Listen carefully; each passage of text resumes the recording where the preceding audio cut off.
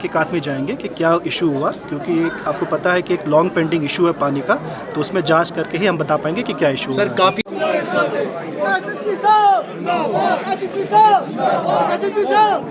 नहीं, देखिए जो आपका जो पटन का इलाका है, स्पेशली जो हम लोग जो चेनाबल वगैरह इलाके में है,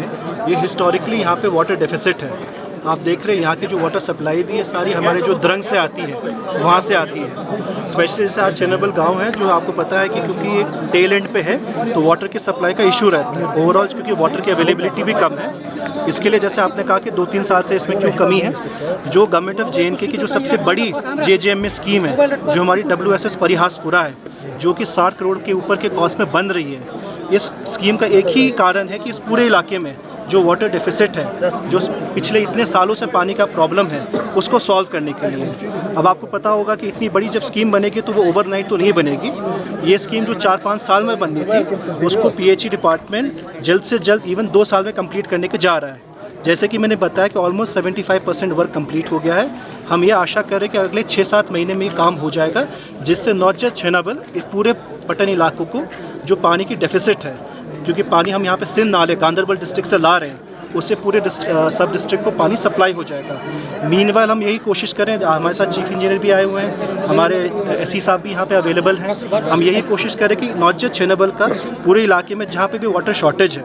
वहाँ पे या तो टैंकर से कोशिश करें या एग्जिस्टिंग जहाँ पे गांव की सप्लाई आ रही है वहाँ से डाइवर्ट करके यहाँ देने की कोशिश करें। तो जैसे चेनाबल की बात है, यहाँ पे जो सप्लाई हमारे क्योंकि श्रीनगर से आता है, तो हम कोशिश करें कि वहाँ से सप्लाई की ऑगमेंटेशन हो, सो डैट जो आवाम को कोई दिक्कत ना आए। तो आज हम पूरी टीम यहाँ पे SSP साहब भी आए हैं, यहाँ पे SDM साहब भी हैं, हमारी पूरी PHE की भी टीम है। तो हम यही कोशिश करें कि पूरे गांव की जो प्रॉब्लम है इसको एक साथ पूरे लाइफ टाइम के लिए एक बार सॉल्व करते हैं। 25 मुहर्रम में जो चेनाबल में बहुत बड़ा प्रोसेशन निकलता है, तो चीफ साहब भी ये, हमने कमिश्नर SMC से भी बात किया है, हम यही कोशिश कर रहे हैं कि हर दिन एक ऑल्टरनेट डे या डिवीज़न बारामूला से और डिवीज़न जो हमारे SMC डिवीज़न से पानी टैंकर आएगा। तो हमारी यही कोशिश रहेगी कि जब तक शॉर्टफॉल नहीं होती है कवर हमारे WSS परिहासपुरा से, उसमें टैंकर सप्लाई प्लस आसपास के गांव के जो सप्लाई है स्लूस लगा के वहाँ से एडिशनल वाटर सप्लाई देने की भी कोशिश रहेगी, सो दैट मुहर्रम के इस होली मंथ में लोगों को दिक्कत ना आए। एहतियात करेंगे, जिसको भी कोई भी इंजरी होगी, SDM साहब भी हैं, तहसीलदार साहब भी हैं, उनको भी मैंने डायरेक्शन दी है, किसी को भी कोई इंजरी है, कोई भी दिक्कत है, कोई नुकसान हुआ है, उसकी रिपोर्ट बना के देंगे। हम कोशिश करेंगे डिस्ट्रिक्ट के रेड क्रॉस से, SDRF फंड से उसको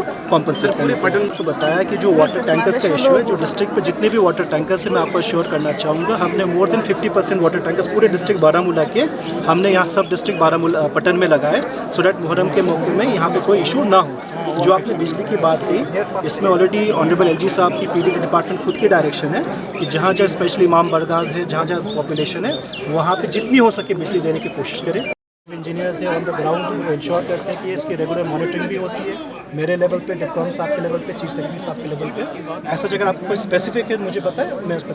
ज़रूर देखूँगा।